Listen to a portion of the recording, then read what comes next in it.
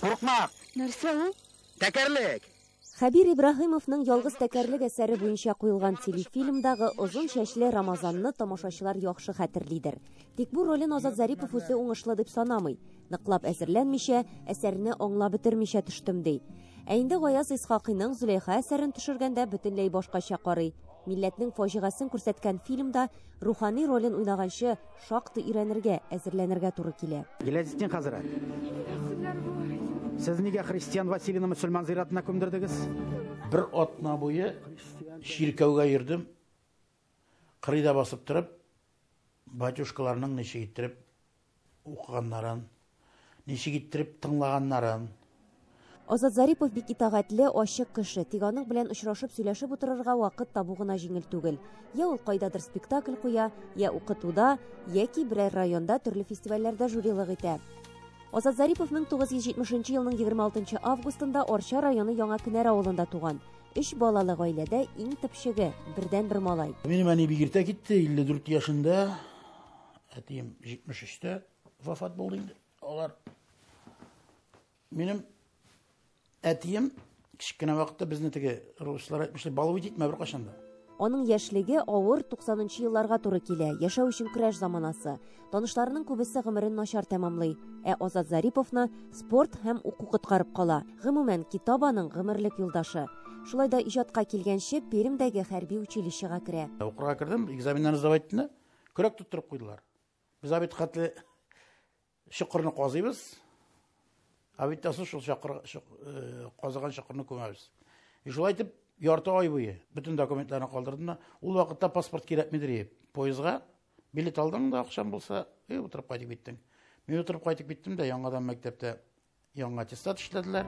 Әнә шулай озак уйламый карарны тиз кабул итә торган кеше ул Казанга барып, Мәдәният институтының театр бүлегенә керә. Беренче курста вакытта Дамир Сиразиев курстан хайран гына җигетне куды. Безне 3 җигетне калдырды. Мин бик нык аптырадым. Чөнки мин багышрак идем сәхнәдә. Куркадыр идем сәхнәдән. Ну, үз өстендә эшли. Бары күтәреләсең.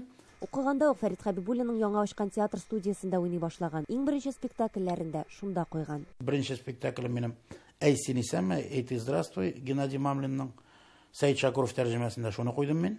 Ул әйбәт кенә чыкты. Шуннан соң китте башка спектакльләрдә. Шуннан Мәскәүгә укырга киттем, Щукинский училищега. Гомере буе белемгә омтыла. Ә бит инде ул вакытта үзе институтта укыта да башлаган. Казан дәүләт мәдәният институтын бик жарата. Мин анда хәзер эшлим 24 ел. 99 елдан бeri 24 ел. Беренче чиратта барым мин укытучы. Икенче чиратта мин режиссер. Өченче чиратта гына мин актер. Азат Зарипов аеруча халык театрларында эшләргә ярата. Саба, Кайбыш, Арчада шактый спектакльләре чыккан, төбәкләргә дә бара. Народный театрның нәрсәсе ошый миңа, анда самимилек бар. Менә профессионал театрда самимилек юк. Конечно, алар белән күбрәк энергия традиция итә. Ну, мен бит беренче профессия буенча руководитель самодеятельного театрального коллектива, народный театрлар буенча куючы минем беренче образование. 2004 елдан алып 2018 елга кадәр Буа театрында эшләп ала ул. Тамак, Елмай кебек төрледән-төрле кызыклы проектлар булдыралар. Гомумән, иҗатчылар арасында Азат Зариповка үз театры кирәк дигәнне еш ишетергә туры килде. Элегрәк үзе дә бу хакта хыялланган. Хәзер инде моңа фәлсәфи карый. Буранга каршы барып туйдым. 50 яшь, миңа 50 хәзер. 50 яшькә хәтле, менә 50 яшьтә нәрсәдер бураннарны җилгә каршы барып, белмим, барасым килми. Менә әйтәләр икән эшләргә, эшлим. Чакырмыйлар икән эшләм. Ә чакырып торалар, узган ел артекка эксперт буларак барган, концертлар да алып бара, сценарийлар, режиссура эше. Республиканың 43 районында, Свердловск өлкәсе авыллары, Новосибирск якларында да еш була.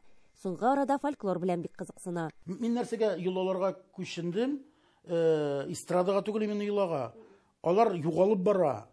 Аларны югалтасы килми. Азат Зарипов туган якларын, авылын бик ярата, еш кайтып йөри. Тик 2002 елда андагы йортлары янып беткән. Бер нәрсә чыгара алмыйлар. Ни генә булса да аннан бер кайчанда зарлану сүзе ишетмәссең. Рәнҗетүләрне дә, тормыш авырлыкларын да эченә йотып бара. 18 елда инсульт булды, 22дә менә инфаркт булды. Мин дә оптимист. Мин теге җылап ята торган кеше түгел.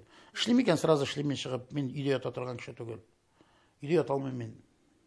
нәрсәдер эшләргә кирәк обязательно. Азат Зарипов әле бик яхшы әти дә, 2 баласын дистә ел инде бер үзе тәрбияли. Балаларның әнисе белән аерым яши башлаганда, улына 3, кызына 9 яшь кенә була. Аларның тәрбиясенә исен китәрлек. Минем бер кашан да бала карауны эшкә санаганым булмады. Ул менә монда гына сеңдерергә кирәк, что аннан башка булмый. Менә ул иң кирәге алар. Менә аларны кеше итсәң, үзеңә ул бит синең алмашың. Минем әти бик яхшы кеше, ул бик күп эшли, бик күп өйдә эшли ул. Без аны бик яратабыз. И поэтому апай белән булышабыз, хороший билгеләр аларга тырышабыз, әйе. Мин бик канагать. Миңа хәзер менә арттан кайтып нәрсәдер үзгәртәсезме дисәләр, мин юк үзгәртмәсем.